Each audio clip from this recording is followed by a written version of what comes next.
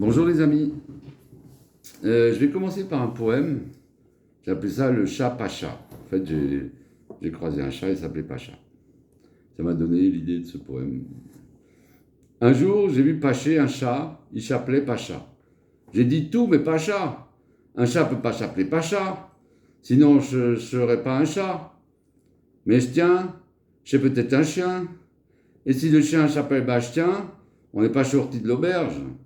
Chérie, toi, trop tu gamberges.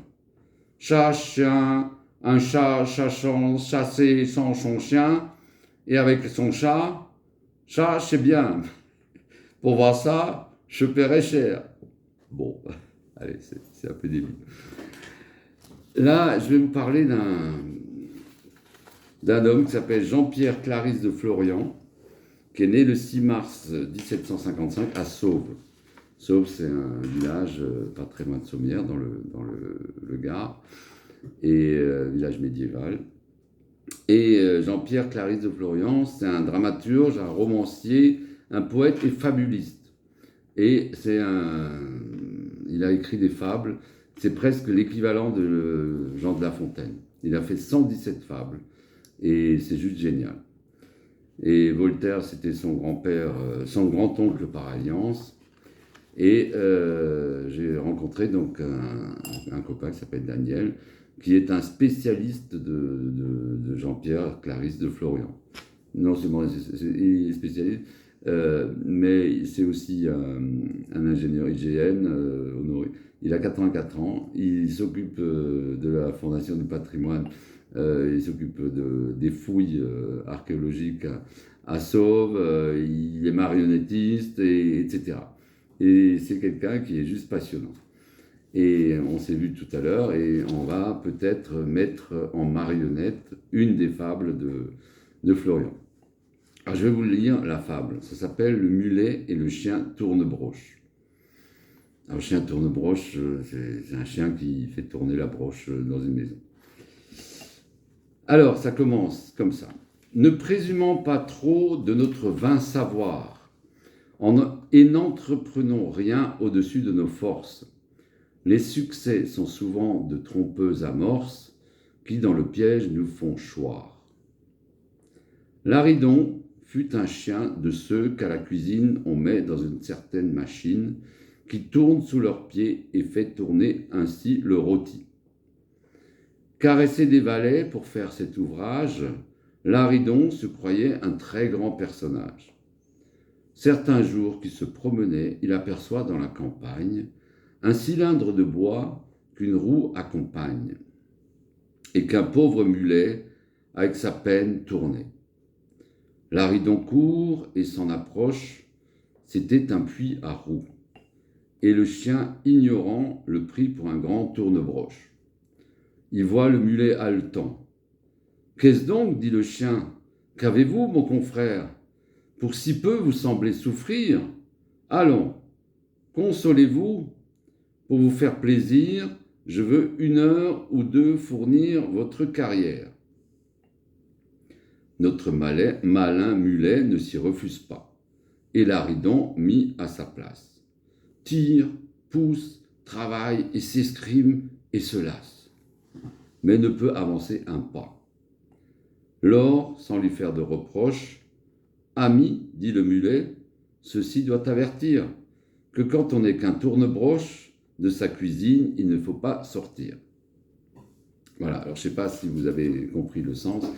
En fait, le mulet, il tourne, il fait tourner un puits. Alors, il y a plusieurs noms de ça s'appelle une noria, ou alors en occitan, ça s'appelle une poussarinque. Ça vient de pousser, poussa, ça veut dire le puiser, et raka, à vomir, c'est-à-dire c'est un système qui permet de faire monter l'eau par un système donc de roue à aube. Et souvent, ce sont des animaux qui tournent, alors c'est des mulets, soit des bœufs, soit des ânes, qui tournent avec un grand levier. Ils ont un harnais, ils tournent pendant des heures. Et puis, il y a des systèmes de roues dentelées, et donc le mouvement qui est d'abord vertical rotatif devient horizontal rotatif, et ce sont des godets qui se remplissent d'eau, etc. Et donc ces puits à roues, qu'on appelle aussi roues d'irrigation ou roues à godets, ont été inventés à l'époque helléniste, donc du temps des Grecs, par des ingénieurs grecs entre le 3e et le 2e siècle avant Jésus-Christ.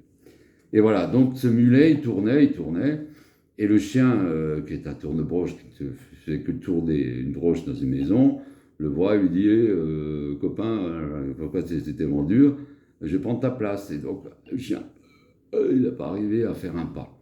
Et donc la morale, c'est voilà, ne présumons pas trop de notre vain savoir et n'entreprenons rien au-dessus de nos forces. Les succès sont souvent de trompeuses amorces qui, dans le piège, nous font choir. Voilà, donc ça c'est un des poèmes, des 117 poèmes de Jean-Pierre Clarisse de Florian. Et avec mon copain Daniel, on va essayer de mettre ça en marionnette. Je ne sais pas encore comment faire. On va essayer de construire ça en miniature. On va essayer de mettre un âne. Et on va essayer de mettre le chien. Voilà. Et puis un récitant ou une récitante va dire le texte. Voilà. Regardez sur Internet, Wikipédia, qui est Jean-Pierre de Clarisse de Florian. Jean-Pierre Clarisse de Florian. C'est un génie. Et souvent, ce qui est un peu étonnant, c'est que ces gens-là, ils sont méconnus. Et il y en a un qui sort du lot, c'est Jean de La Fontaine. Et puis Florian, on ne le connaît pas. C'est comme les pianos, Bechstein ou Steinway. C'était des pianos qui étaient quasiment au même niveau technique, sauf que Steinway, il a fait du marketing. Et donc maintenant, tous les concerts, c'est Steinway. Et Bechstein, c'est rare qu'on a un concert avec un piano Bechstein. Voilà, les amis, je ne sais pas si ça vous a plu. Merci de votre attention et bisous, bonne soirée.